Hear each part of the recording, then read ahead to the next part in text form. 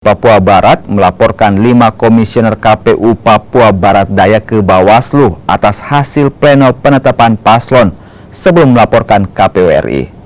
Kuasa hukum MRP bilang hasil pleno penetapan paslon gubernur dan wakil gubernur Papua Barat Daya dinilai cacat hukum. Surat KPU nomor 1718 yang memuat 11 poin dan menjadi acuan untuk meloloskan calon dinyatakan tidak lolos oleh MRP. Mereka meminta KPU RI mencabut surat tersebut karena telah merusak sistem pilkada di Papua. Sementara itu pihak Bawaslu akan menindaklanjuti laporan tersebut dan jika ditemukan pelanggaran kode etik akan meneruskan ke DKPP. Karena itu surat itu kami memandang KPU RI juga terlibat dalam skenario besar meloloskan pasangan ini melalui surat 1718 ini.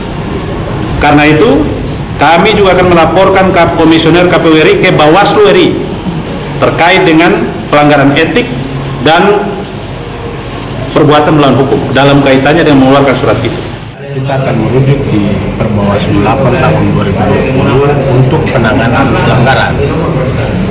Soal nanti mau ditentukan apakah dia terpenuhi atau tidak, ya nanti sebentar kita lihat.